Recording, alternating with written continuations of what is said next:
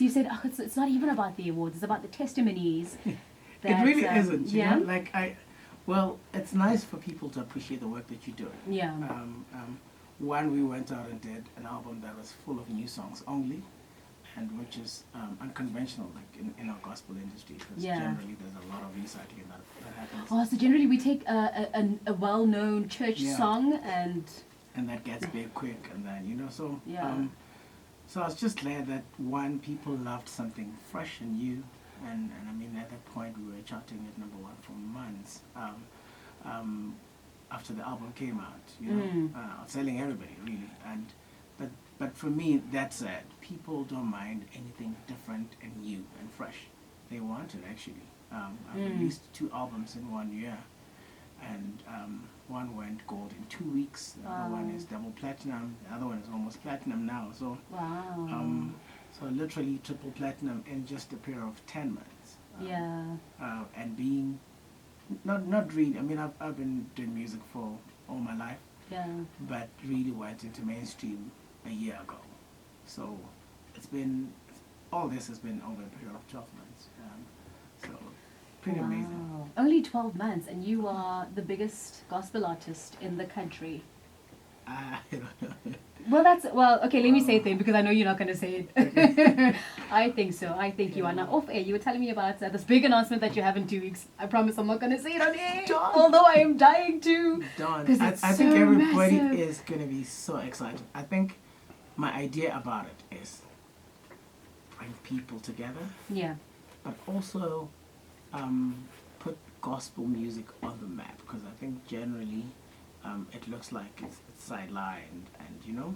No way! I don't think so. You don't think so? I mean, it's got its own awards show. Even it can't be sidelined. I'll tell you. If you were to go through bookings that happen or concerts that happen, there isn't as much as we don't work as much. Okay. Not because people don't love gospel music. I mean, gospel music is one of the highest selling in the country. Yeah, I was about to say. You know, but it's generally a Sunday playing type of music. People generally play everything else over the week. Obviously, things have changed a bit. There's a bit of gospel music that really gets played even during weekdays. Yeah. But the bulk of it is played on Sunday. And the rest is played every day.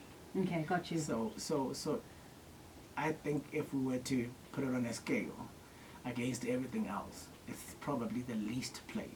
Probably with jazz, probably the least played music during weekdays. The gospel artists are top earners in the country.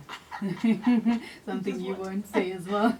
I don't know about, I actually was shocked the other day. I won't mention names, but I was looking through a billing that somebody invoiced. Yes. And I thought, people get paid out there. How much was it? Well, it was a couple of hundreds of thousands. Was this a gospel artist? No. A hip-hop artist? That's the point I'm making. Okay. Was it a hip-hop artist? Not even. Was it a DJ? Not even. What was it then?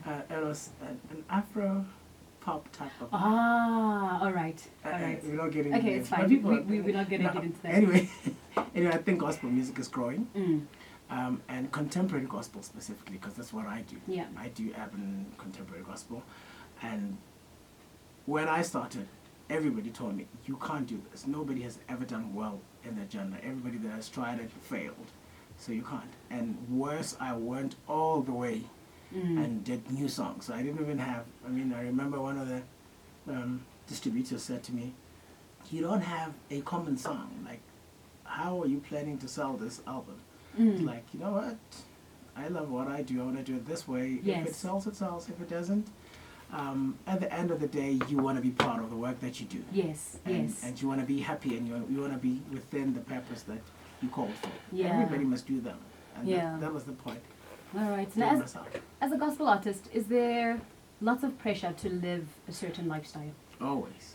I think it's probably the one genre that requires you to live a certain way, you know. People will be less forgiving if you're doing any other genre, and if you're doing gospel and there's things, you know, it generally doesn't sit well because of the message that you're preaching. So, and not to say that gospel artists or musicians are perfect people. They're human beings like everybody. They've got their own weaknesses and they make their own mistakes, but you do your best. Yeah. You do your best to serve well so that the message is not tainted. Okay. I guess it also wasn't difficult for you to change or live a certain way because you believed in the gospel before you became a gospel artist because of the way you grew up, right? Yeah, that's important. If for me it was just about singing, I'd have tried to do what everybody else does, just to get into the mix and, you know. But because of the conviction I have, I sing about certain things, I write about certain things that I really believe. And I think that does come out in someone's music when you're listening to what they really believe. You can tell that, okay, this is genuine. They really believe what they're saying. Yeah. And it touches people when it's genuine. Yeah. I think whatever genre you're doing, like if you're real with yourself, that's when people connect to it. Yeah. So the gospel artists, you just do it for the sake of doing it because, you know. Well, I don't. I don't do it for the sake of doing it. I think it's important to do it because it's who you are. Yes. Yeah.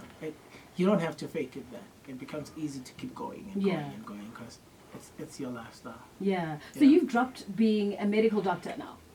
Is that on pause? Yeah. Let's say it's on pause. I don't know how long, but I think for a while because I've not been practicing for 8. This makes it the 9th month. Wow. At all. I've not been doing it. I have not been Do you miss it? Not really. I think I get fulfillment with what I'm doing. Yes. And I feel it's my purpose. I've been practicing for years. I started practicing in 2007. Yeah. So it's 10 years of medical practice. So, yeah. And this has been just a year, so maybe let's give this 10 years as well. And then you'll decide whether you want to go back into the medical world or not. But I mean, medicine forces you to keep learning. So you attend CPD meetings, you keep learning, and once in a while you see people. And I've got permanent patients that are not paying me. They just call and tell me what their problems. I treat family. Okay. There's cousins who call and they got a problem, friends. So you're forever working, I suppose. Yeah. But I don't see it happening this year. Okay. Because my program for the year is literally full. Yeah, and the big announcement happening in 2 weeks. Look out for that one. Look out on his timeline, wherever he's going to be. I will be there. I told you off air I am going to be there. I keep my promises. And I'm also going to keep my promise of giving you an opportunity to talk to Dr. Dumi. We're going to be opening the lines 089 110 3377. You and I also getting into the ring. You've picked your song. I picked my song. Yeah. You don't know which song belongs to who. And you need to vote for it. But right now, 089 110 3377. Talk to Dr. Dumi.